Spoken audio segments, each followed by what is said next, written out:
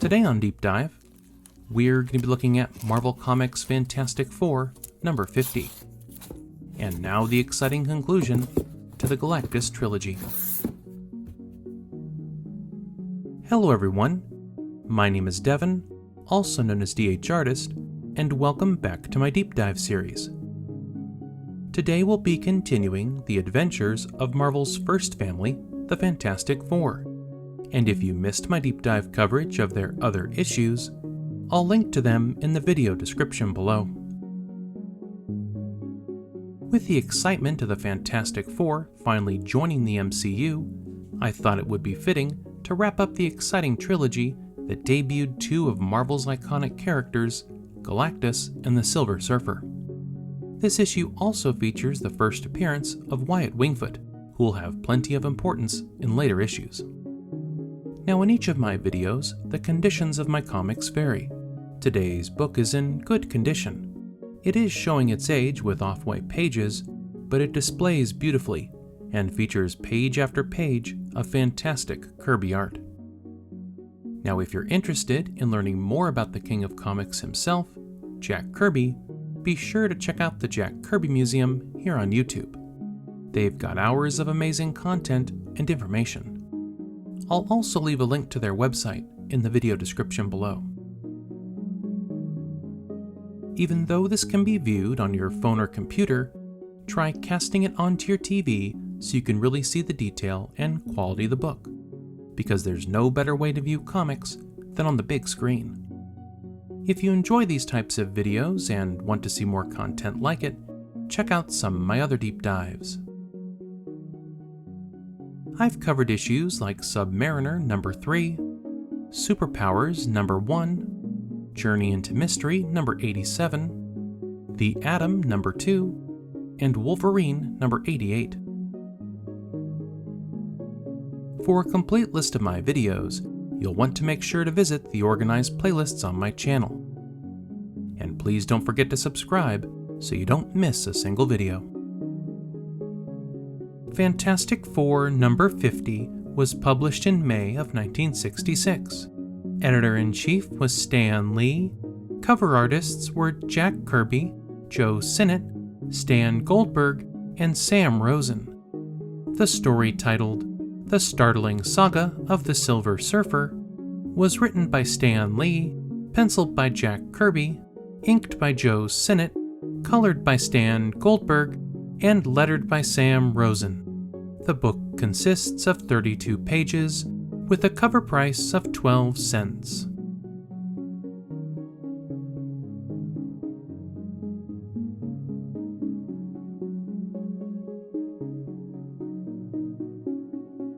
As this issue begins, we find Galactus atop the Baxter Building, preparing to drain Earth's energy to sustain himself. Finally realizing the horror of this plan, his herald, the Silver Surfer, pleads with Galactus to stop. Coldly dismissing his concerns, Galactus compares humanity to ants. All the while, our fantastic trio, protected by Sue's force field, stand ready to witness the epic conflict about to unfold.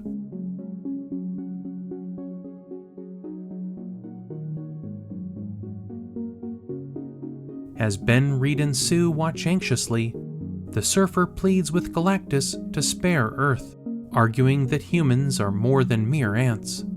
As Galactus continues to dismiss his pleas, the Surfer finally rebels, unleashing a barrage of energy bolts against his master. Declaring he has found a conscience among humanity, the Surfer vows to defend Earth, even if it means risking everything in battle. Swirling about Galactus at high speed, the Surfer traps him in a cocoon of pure energy, intending only to restrain and not harm him. Lowering her force field, Sue and the others marvel at the shell imprisoning Galactus. Curious, Ben touches it and is blasted back by its power. Reed warns that nothing uncharged could contain Galactus, and they watch in alarm as the energy shell begins to crack and shatter.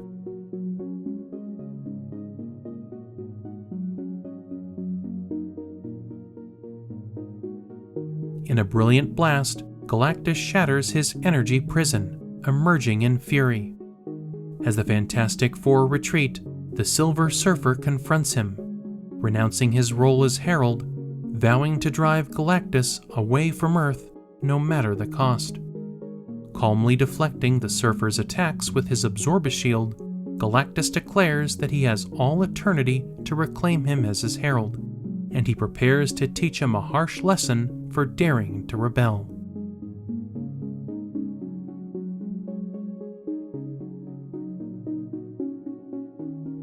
Emitting powerful rays from his hands, Galactus demands that the Surfer swear allegiance to him, but the Surfer refuses, accusing Galactus of destroying worlds without remorse.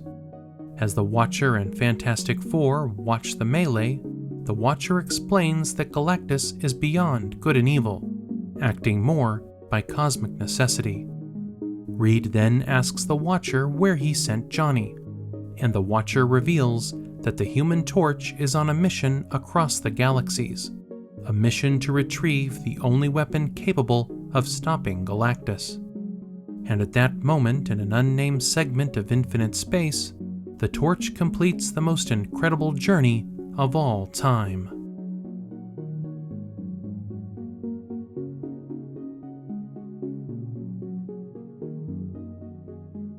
With the Watcher guiding him, the Human Torch speeds through subspace, narrowly avoiding deadly cosmic hazards. Finally re-entering his own time and dimension, Johnny calls out to his teammates as he passes through the time-space distortion. Rejoicing his safe return, the Fantastic Four are eager to see what he brought to stop Galactus. Soon the delayed stunned reaction sets in as Johnny collapses in shock from his unimaginable journey. Reassuring the others, the Watcher explains that Johnny's memory of the journey will fade, and confirms he has brought the powerful alien weapon they need. And as the Watcher instructs them on its use, the Silver Surfer continues to battle Galactus. Warning that his power is unmatched, Galactus threatens to slay the Surfer, but the defiant Herald declares that he has learned from humanity the worthiness of fighting for a noble cause.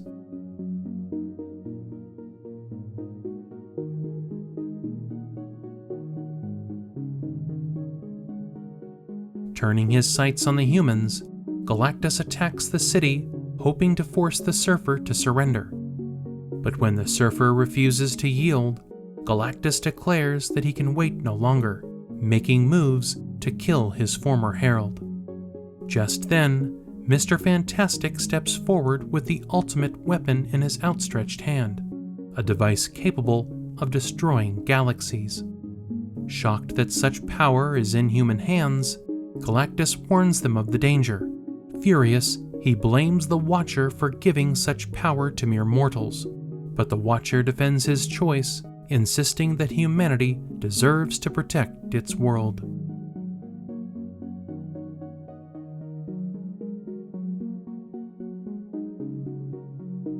The Watcher urges Galactus to consider humanity's courage and potential, reminding him that destroying an entire race is not the answer. Weary of the conflict, Galactus agrees to leave if Reed surrenders the weapon. The Watcher assures them that the promise of Galactus is living truth itself, and as Reed complies, Galactus declares that his will has been thwarted for the first time ever. But with a quick turn and targeted energy ray, the Devourer of Worlds strips the Silver Surfer of his space-time powers, condemning him to remain on Earth forever as punishment for his defiance. Then transforming into a blazing form of pure energy, Galactus declares the conflict over, acknowledging the potential greatness within humanity. But he warns that their glory could either elevate them or destroy them. And as the cosmic being departs through dimensional displacement, the Fantastic Four shield their eyes from the overwhelming sight, witnessing the departure of a cosmic force beyond human comprehension.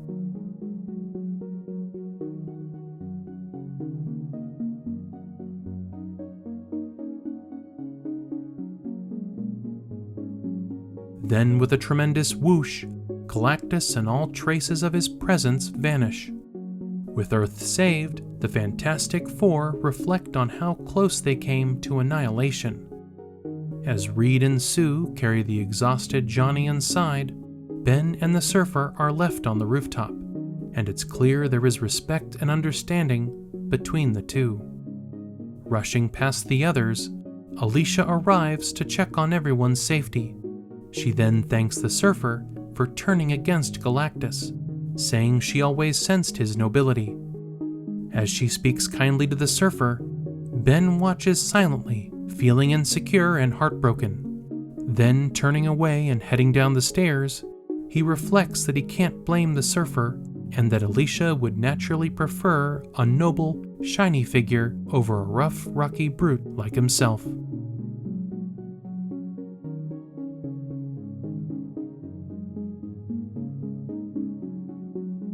With the two now alone on the rooftop, Alicia asks the Surfer to help her find Ben, but the Surfer says his place is not among the others, reflecting that he was born to soar free.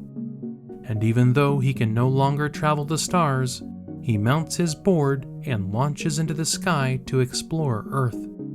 And as he departs, Alicia is left alone. Calling out for Ben, she slowly descends the stairs in search of him.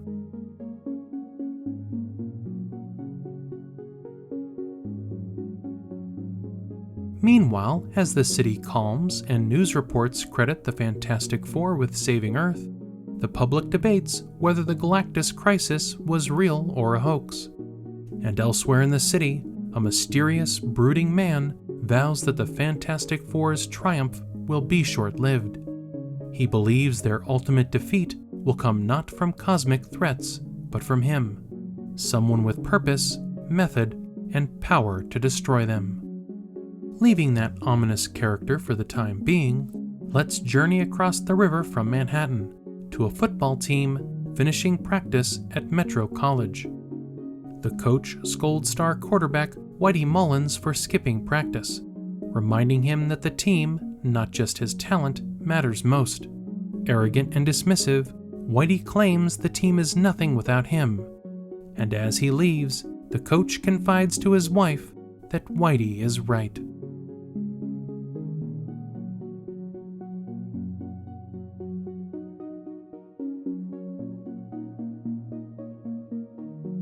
As the coach laments that he lacks a real star player, we head back to the Baxter building to find Reed absorbed in repairing lab equipment, barely noticing Sue. And when she tries to talk to him, he scolds her for coming too close while he's working.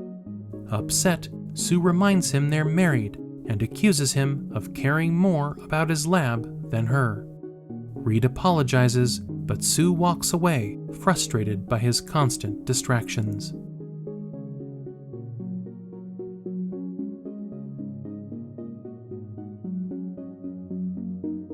A few short blocks away, we find Ben brooding over his insecurities, fearing that Alicia will forget him for someone better.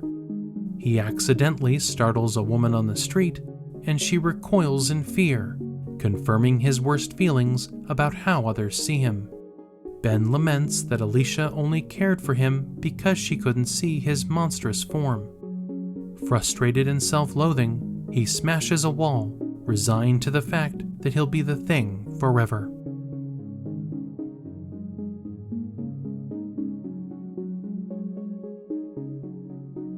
Turning once more to Metro College, Johnny Storm arrives on campus for his first day of classes, trying to distract himself from thoughts of Crystal trapped in her negative zone prison. Inside the busy building, Johnny feels overwhelmed and lost as he searches for the dean's office. Finally deciding to ask another student for directions, he discovers the other young man is just as confused as he is. Introducing themselves, Johnny meets Wyatt Wingfoot, a new student from an Indian mission school, and together they are greeted warmly by Dean Asher. The dean warns Johnny that being the Human Torch will bring extra pressure and attention, making college life harder for him. However, as the dean speaks, Johnny's mind drifts, wondering if an ordinary college can satisfy someone who has flown through space and glimpsed the wonders of the cosmos.